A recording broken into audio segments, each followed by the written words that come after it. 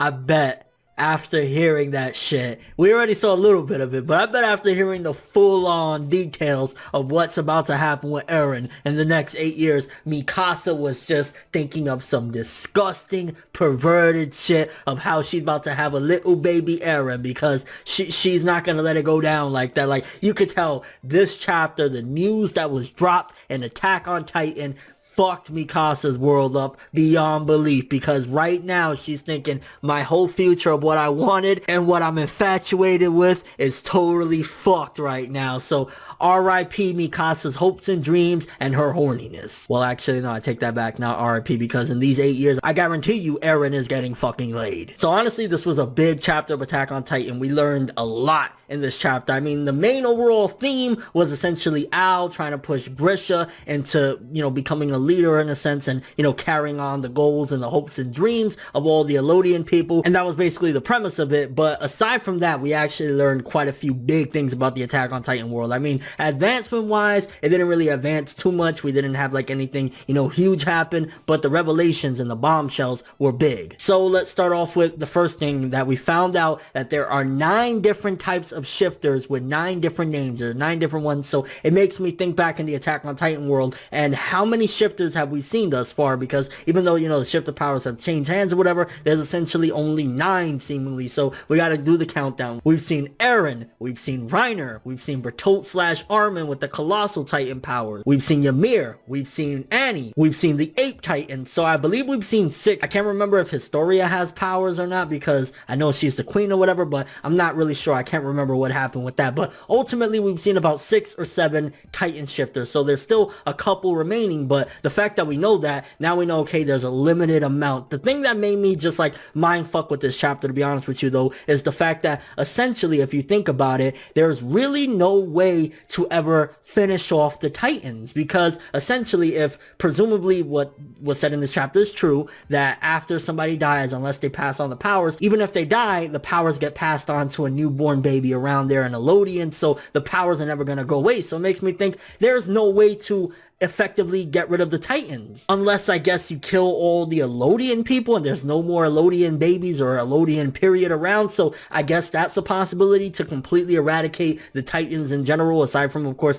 killing all the ones that are out there, the wild ones. But to get rid of the Titan shifters, essentially the only way, I assume, is killing all of the Elodian people. All of those people from that bloodline must die to effectively completely get rid of the Titan powers and the Titans in general for good. And finding out also in this chapter another big bombshell, which makes me think that even though again it wasn't one of those shocking chapters, shock value or whatever, which I think at the very least the last bit that we found out is pretty damn shocking, but ultimately the thing that was huge in this chapter as well is the whole thing of you have 13 years to live as a Titan shifter. There's only 13, so even though you can survive everything, you can have your fucking balls chopped off, they regrow, you lose your legs, they come back or whatever, as a Titan shifter you only live 13 years. And we also found out that Eren only has 8 years left. I mean, Armin just got turned, so he has 13 years left effectively, but Eren only has 8 years left, which you gotta think, at this particular point, I believe it's gonna change Mikasa dramatically. And I think some of the characters as well, like Eren, I think it's gonna move differently as well, because he's gonna realize, I only got 8 years to get this done, I need to do this shit ASAP. Likewise with, Armin, because now he knows I only got 13 years left, I need to do this. But I think Mikasa effectively is going to be changed the most from this news, because of her infatuation and her love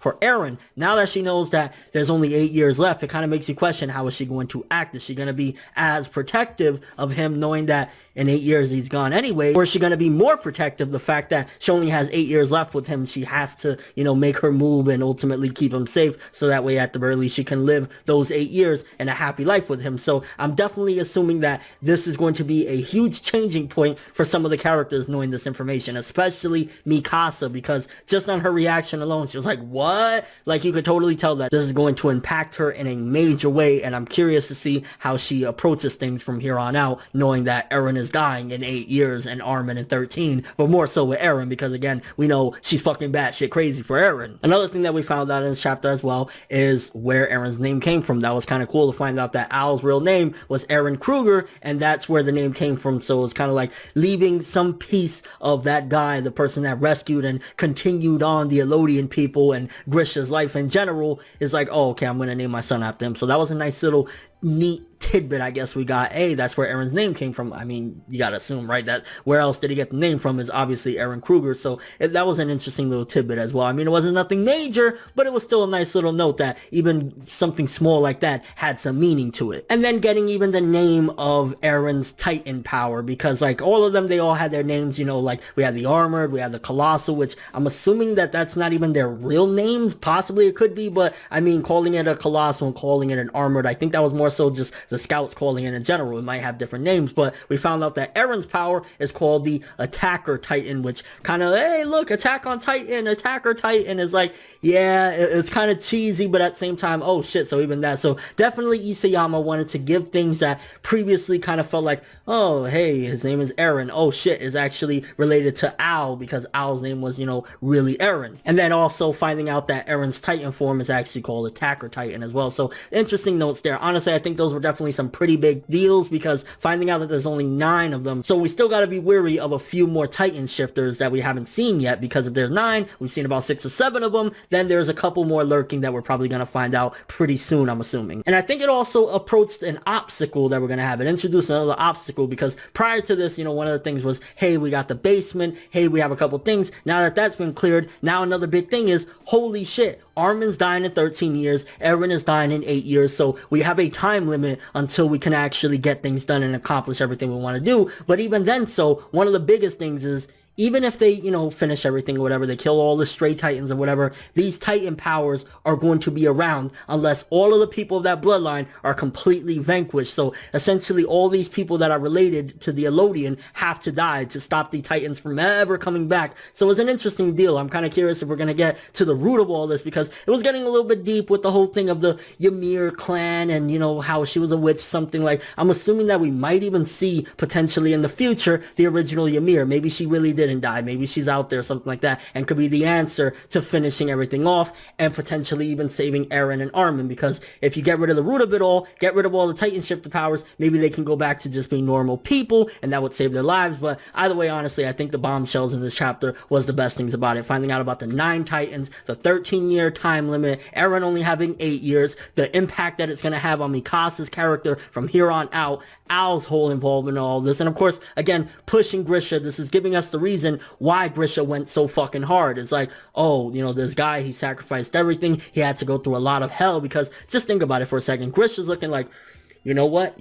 I understand and I respect it. You went through years upon years of torturing your own comrades, pushing them down that hole, watching them get eaten and turned into Titans and shit like that. I get it. You went through hell, so I'm going to carry on the mantle. It kind of explains more of Grisha's like persistence and ultimately everything he went through, why he did it. It's like, if Al could go through all that, then I'm going to have to do it. Even if I don't got no fucking fingers at this particular point, I got to keep on moving. And also the 2 names that we got, of course, where Eren's name came from, and of course the Attacker Titan, the name of Eren's transformation. So honestly, I felt as though this was still a very good to possibly even a great chapter, because those are some pretty big revelations. Let me know what you guys think though. Do you think that this is 100% clarifying Eren is dying at the end of Attack on Titan, so is Armin? Or do you think there's a possibility they could find the original Ymir? Maybe she's still around. Maybe there's going to be some sort of solution to this. And also, do you think, unless they kill all the people that are related to that bloodline, there is no way to ever end the epidemic of Titans? Because the shifters will be around regardless, because it keeps on being reborn in other people after these people die. Also, what do you think about all the extra tidbits, the 9 transformations that people have? Like,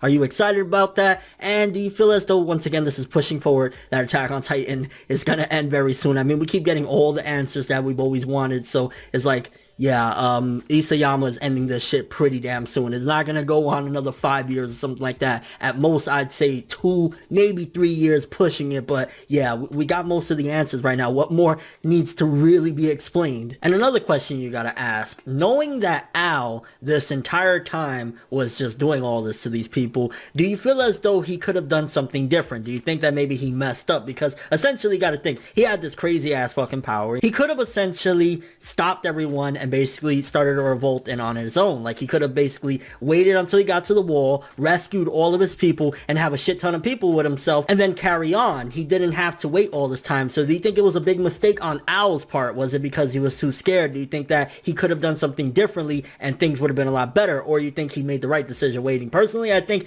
he probably could have saved a lot of his people and started a revolt, but maybe he was waiting, in particular, obviously what he said in the chapter, for Grisha. But nonetheless, I think even before that, like right there, all those people that were there alone, he could have killed all the people that was, you know, trying to kill his comrades, rescued all of his comrades, and right there passed the powers down to Grisha, and ultimately have all of those people so Grisha wasn't alone. There's a question right there. Do you think Al fucked everything up, and essentially there could have been a better outcome had he not waited so long to rescue only one person? And your overall thoughts of the chapter? Honestly, exciting chapter. But that's all I have for this one. Thanks for watching. Hope you enjoyed. If you liked anything I had to say or enjoyed the video, drop me a like. I'd greatly appreciate it. And if you want more from me, make sure to subscribe. Follow me on Twitter, Instagram, and stalk my Facebook to get more when the video ends. I'm ForneverWorld, and as always, people, have an awesome day. Seriously though, Mikasa's right now about to say, "Hey Eren, stick it in, quick!"